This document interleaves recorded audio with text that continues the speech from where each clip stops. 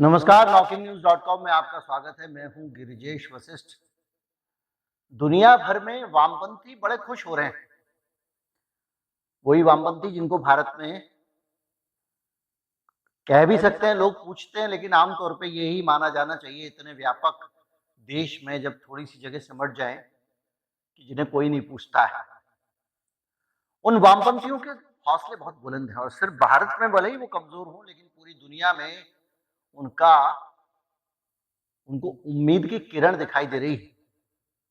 चीजें उनके पक्ष में जा रही हैं, हवा बयार उनके पक्ष में बह रही है। माहौल बदल रहा है और इसी से दुनिया की जो वामपंथी शक्तियां हैं वो खुश हो रही हैं। चीन हो, उत्तर कोरिया हो या कोई और देश हो, उनके मन ही मन में लड्डू फूट रहे हैं। क्यों फूट रहे हैं, आज ये समझने की कोशिश करेंगे। और एक ये ग्लोबल एनालिसिस है, पूरी दुनिया में वर्ल्ड ऑर्डर में जो बदलाव आ रहे हैं, जिस तरह से अमेरिका धीरे धीरे अलग थलग हो रहा है, इसकी झलक आपको मिलेगी इस पूरे वीडियो के दौरान। कहीं मत जाइए, चैनल को सब्सक्राइब कर लीजिए। दान दक्षिणा देना चाहते हैं, क्यूआर कोड स्क्रीन पर है। मैं अभी हाजिर हुआ।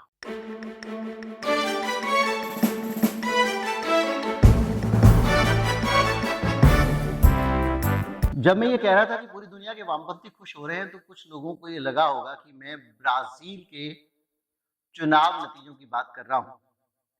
ब्राजील में वामपंथी सरकार में आ गए हैं, तो इसके आधार पर मुझे लग रहा होगा कि उतने भर से पूरी दुनिया के वामपंथी खुश हो गए हैं। खुशी का एक कारण है, ये हो सकता है क्योंकि वहां दोबारा से दक्षिण पंथ को हटाकर वामपंथी पार्टी सरकार में आई है। लेकिन ब्राजील की सफलता एक सत्ता में आने भर की सफलता है, बहुत बड़ा मार्जिन नहीं है। कुछ 2% या 1% का मार्जिन है जिससे राष्ट्रपति बदला है। बोल्सोनारो किस तरह के पगलैट थे, इसमें वीडियो बना चुका हूं, उनको जाना था, लेकिन देश का मिजाज बदल गया है, ये कहना थोड़ी सी जल्दबाजी है। लेकिन खुश होने की वजह फिर भी है। ब्राजील के अकेले होने के साथ साथ जिन लेटिन अमेरिकी देशों में वामपंथी फिर से ताकत में आ गए हैं, उनकी सरकारें बन रही हैं और वो इन्फ्लुएंशियल हो गए हैं, वो देश हैं Mexico, Argentina, Bolivia, Peru, Chile और कोलंबिया। इन देशों में वामपंथी सरकारें हैं और लोग कह सकते हैं कि साउथ अमेरिका के देशों में वामपंथी सरकारें हमेशा से रही हैं। लेकिन आज में सिर्फ कोई चुनाव जीत गया, किसी की वहां पे सरकारें, इतने फर्ज से वामपंथियों की खुशी की बात करने वाला नहीं। दरअसल दुनिया में एक नया वर्ल्ड ऑर्डर सेट हो रहा है। दुनिया में दोस्ती और दुश्मनियों की नई इबारतें लिखी जा रही हैं। कोई किसी से छिटक रहा है तो कोई किसी के नजदीक जा रहा है। नाटो पार्टनर्स आपस में लड़ रहे हैं। मैंने आपको बताया था कि किस तरह से फ्रांस, इटली और जर्मनी के अंदर जो अमेरिका समर्थित सरकारें हैं, उनके लिए नौकरी बचाना मुश्किल हो रहा है, यानी सरकार बचाना मुश्किल हो रहा है।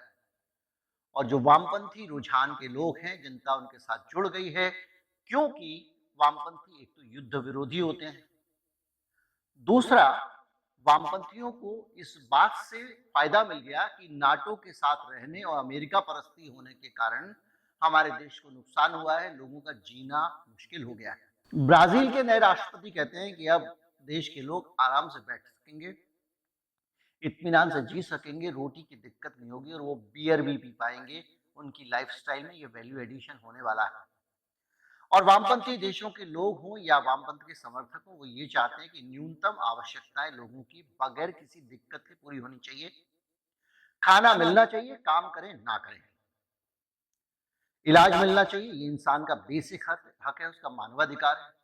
शिक्षा मिलनी चाहिए, नौकरी मिलनी चाहिए, ये उसका हक है। और घर मिलना चाहिए, कोई भी बेघर ना हो, ये उनकी एक मान्यता है। अब मैं मान्यता बता रहा हूं तो ये वामपंथी और दक्षिणपंथी का अंतर भी हमको समझ लेना पड़ेगा।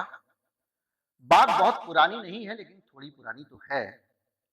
पेरिस कम्यून के दौरान जो लोग दाहिनी तरफ बैठे थे उनको दक्षिणपंथी कहा गया, जो बाईं तरफ बैठे थे उन्हें वामपंथी कहा गया। आप पूरा मेरा वीडियो है इस पे डिटेल्ड।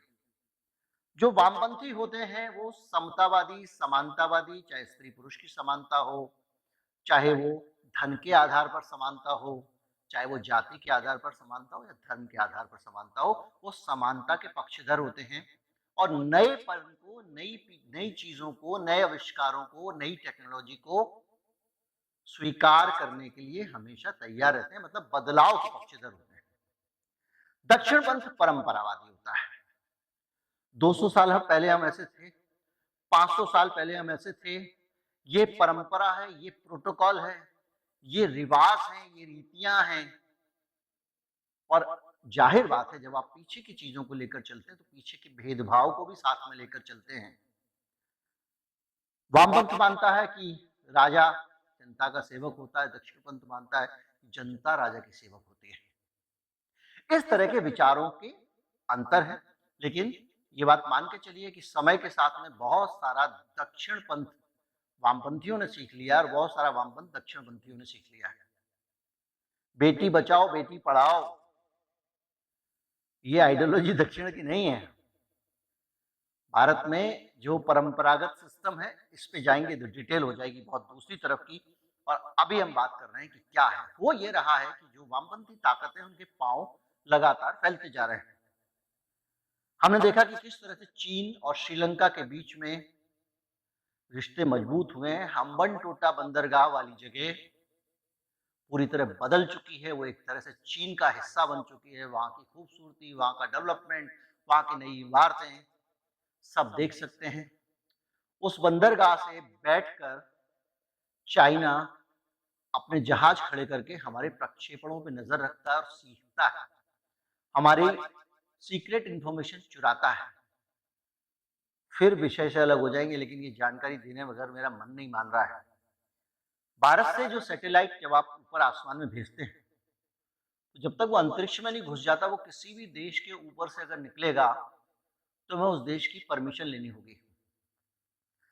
श्रीहरिकोटा एक ऐसी स्ट्रेटेजिक लोकेशन है, अब आप देखेंगे अगर नक्शे में तो वो श्रीलंका की सीध में नहीं आता, यानी वहां से जब आप प्रक्षेपण करते हैं तो वो श्रीलंका के ऊपर से नहीं जाता, इसलिए हमको किसी से परमिशन लेने की जरूरत नहीं, हम काम आसानी से कर सकते हैं। लेकिन श्रीलंका के दूसरे छोर पे जब आप जहाज लगा के जासूसी करने लगोगे तो लोग क्या करेंगे। बहरहाल चीन के अजीब रिश्ते श्रीलंका के साथ अच्छे हो गए हैं। चीन के नजदीक नेपाल आ गया है और वो पाकिस्तान को भी धीरे धीरे अपने क्लच में ले रहा है। रूस के साथ जो पाकिस्तान की दोस्ती थी वो अब छिटकने लगी है, क्योंकि यूक्रेन की लड़ाई में बड़ी संख्या में पाकिस्तान के हथियार पाए गए हैं और ये देखा गया है कि लगातार पाकिस्तान हथियार और हथियारों की टेक्नोलॉजी यूक्रेन को बेचता रहा है। यही वजह है कि यूक्रेन भारत का विरोध किया करता था, पाकिस्तान के पक्ष में बोला करता था। और पुतिन ने इस पे बड़ा सख्त बयान दिया कि भाई आप वहां पे अपने हथियार बेच रहे हो। लेकिन दूसरी तरफ अमेरिका भी पाकिस्तान पे भरोसा नहीं कर पा रहा है, तो वामपंथी चीन के लिए संभावनाएं पाकिस्तान में बन रही हैं। उधर उत्तर कोरिया ने मिसाइलें तो दाग ही दी दक्षिण कोरिया के बॉर्डर पे। जापान की सरकार ने लोगों से कहा कि आप अपने बंकरों में चले जाओ और अपने हवाई जहाज बॉर्डर पे लगा दिए, यानी हौसले आप देखिए।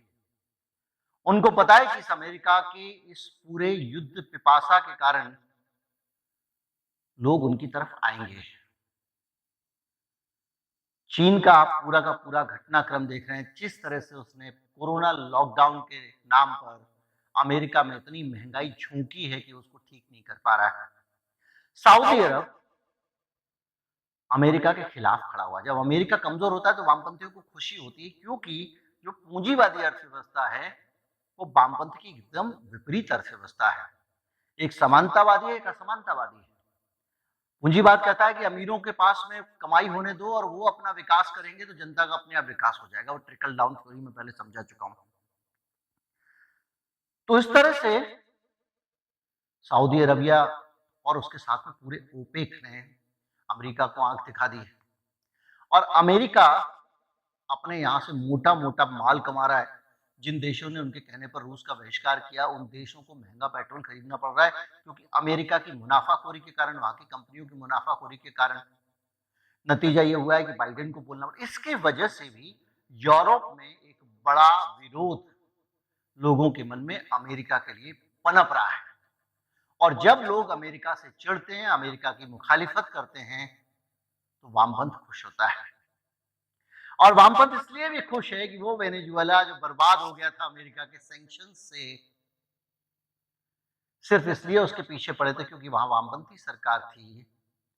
उस वेनेजुएला को अमेरिका फुसलाने में लगा हुआ है, भाई दोबारा दोस्त बन जा, कोई बात नहीं, इकट्ठी हो गई थी, सज्जा कर ले, क्योंकि दुनिया को अगर तेल चाहिए तो ओपेक प्लस के अलावा एक वेनेजुएला का ही ऑप्शन दिखता है।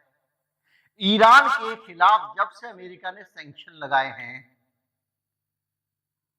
ईरान को भी अमेरिका ने खो दिया है और इसका भी दुष्परिणाम जहां अमेरिका झेलेगा वहीं पे लेफ्ट खुश है। लेकिन दिक्कत एक ये आ रही है कि उस ईरान में कठमुल्ला सरकार है, एक ऐसी सरकार है जो बहुत पुरानी सोच की दक्षिणपंथी सरकार है और उसका जो विरोध हो रहा है वो वामपंथी शैली में अमेरिका समर्थक शक्तियां कर रही हैं।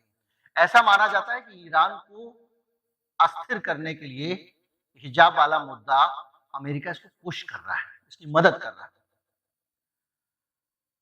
इजराइल भी अब अमेरिका के इशारों पर उस तरह नहीं नाचता। यूक्रेन को युद्ध देने से उसने, हथियार देने से उसने मना कर दिया। तो कुल मिला के ये पूरा का पूरा एक ऐसा इक्वेशन बन रहा है पूरी दुनिया में जो एंटी अमेरिका है। भारत ने भी चीन के साथ भी संबंध अच्छे रखे हैं और रूस के मामले में तटस्थ रहकर उसने बार बार ये पक्का कर दिया है कि वो अमेरिका की जेब में नहीं बैठा है, वो स्वतंत्र राय रखता है। पूरी दुनिया में जहां आप देखें वहां पे आपको इस तरह के देश, इस तरह की चीजें दिखाई देंगी। यूक्रेन वालों को छोड़ दें, अगर आप ताइवान वालों को छोड़ दें, ऐसे दो चार को छोड़ दें जो अपनी नौकरियां बचाने में लगे, तो पूरी दुनिया का रुझान और रुख अब अमेरिका के खिलाफ है। और ऐसे में अगर 2-2, 4-4, 10-10% वोटों के अंतर से लगातार धड़ाधड़ वामपंथी सरकारें दुनिया के देशों में बनने लगती हैं, तो कोई परसेंटेज नहीं दिखता। लोग कहते हैं अच्छा इतने देशों में कम्युनिस्ट वापस आ गए। और जब ये सुनते हैं तो दुनिया के वामपंथी उत्साहित हो जाते हैं। उनको लगता है कि वामपंथी वसुधैव कुटुंबकम मानने वाले हैं। वो कहते हैं पूरी दुनिया एक है। दक्षिणपंथी कहते हैं राष्ट्र प्रमुख है, वामपंथी कहते हैं ग्लोबल, पूरी दुनिया एक होनी चाहिए, दुनिया के मजदूरों एक हो, कार्ल मार्क्स ने नारा दिया था। बहरहाल वो कहते हैं कि गरीब और अमीर दो ही जातियां होती हैं, जो भी है। लेकिन ये पूरा जो परिदृश्य है जो आप देख रहे हैं, जिसमें उत्तर से दक्षिण तक आप साउथ अमेरिका में देख लीजिए, यूरोप में देख लीजिए, एशिया में देख लीजिए, हर जगह वामपंथियों के लिए गुड न्यूज ही गुड न्यूज आ रही है।